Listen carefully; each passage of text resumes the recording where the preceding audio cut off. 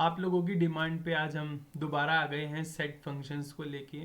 तो कई लोगों की रिक्वेस्ट थी कि सर सेट के आपने कुछ इनबिल्ट फंक्शंस बताए नहीं है, तो आप प्लीज़ उसको बता दीजिए। तो मैं आज इस वीडियो में उन्हीं सेट फंक्शंस के बारे में बात करूँगा जो हमने डिस्कस नहीं करे थे।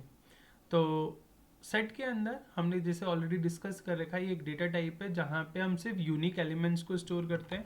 तो अगर आप सेट बना रहे हैं फर्स्ट टाइम पे, तो आपने देखिए मैंने क्या किया था, मल्टीपल एलिमेंट्स स्टोर किए थे और कुछ एलिमेंट्स डुप्लीकेट थे। बट जब आप सेट बनाते हैं तो सेट के अंदर कभी भी जो डुप्लीकेट एलिमेंट्स है वो स्टोर नहीं होते। बट आपको अगर आप चाहते हो कि एक नया डेटा, नया एलिमेंट स्टोर करूँ, मैं एक नया एलिमेंट जोड़ना चाहता हूँ, तो उसके लिए हम यूज़ करते हैं ऐड नाम का फंक्शन। तो अगर मुझे एक सेट के अंदर एक नया एलिमेंट जोड़ना है तो मैं कैसे जोड़ूंगा, ऐड नाम से। ऐड फंक्शन के थ्रू मैंने सेट के अंदर एक नया एलिमेंट ऐड ऑन किया, दैट इज 60। तो देखिए 60 यहाँ पे ऐड ऑन हो गया। इसी तरीके से अगर मैं चाहता हूँ कि सर मैं किसी डेटा को डिलीट करूँ, तो डिलीट करने के लिए मेरे पास दो अप्रोच है। मैं यूज़ कर सकता हूँ रिमूव। तो अगर मैंने लिखा रिमूव 10, तो क्या होगा जी, ये जो 10 एलिमेंट है वो डिलीट हो जाएगा। ठीक है। बट अगर मैंने इस कोड को दोबारा चलाया तो रिमूव मेथड मुझे क्या करेगा, एक एरर देगा, चेक करो। तो अब मेरे पास सेट में 10 तो है ही नहीं, वो मैं ऑलरेडी डिलीट कर चुका हूँ। अगर मैं इसको दोबारा चलाऊँ तो देखिए मुझे क्या मिला, एक एरर। इसी तरीके से अगर आप चाहते हो कि सर सेट के अंदर आप एलिमेंट डिलीट तो करना चाहते हो बट एलिमेंट नहीं हुआ, तब भी आप इसको चलाना चाहते हो, तो कैसे चलाओगे। ठीक है, तो इसको समझते हैं। तो लेट्स से अगर आपके पास सेट में कोई डेटा है, लेट्स से कोई डेटा है, लेट्स से 40 20 60 30, मैं इसमें से लेट्स से 30 को डिलीट करना चाहता हूँ, तो रिमूव की जगह मैं क्या यूज़ करूँगा, डिस्कार्ड।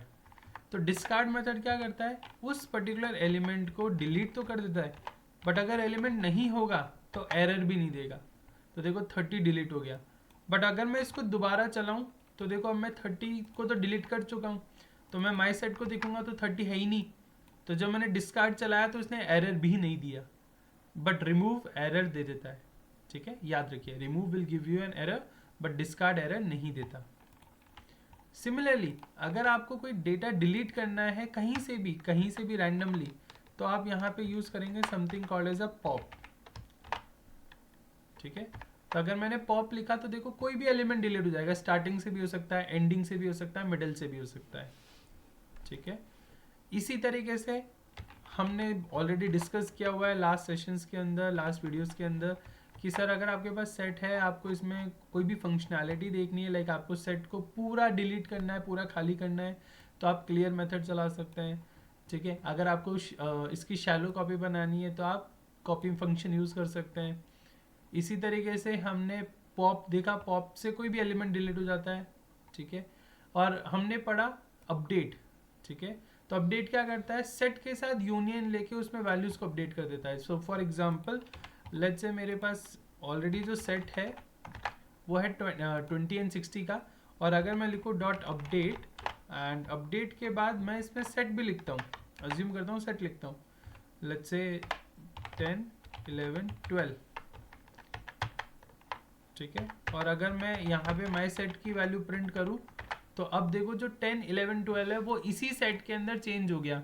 तो अपडेट में हम क्या करते हैं, एक सेट पास करते हैं, तो जो भी हम एलिमेंट सेट के अंदर देंगे तो उसके साथ वो एलिमेंट ऐड ऑन हो जाएंगे। तो माई सेट के अंदर ओरिजिनली पहले 20 और 60 था, अब जब मैंने मल्टीपल वैल्यूज अपडेट के साथ डाली तो वो एक साथ यहाँ पे इंसर्ट हो गई।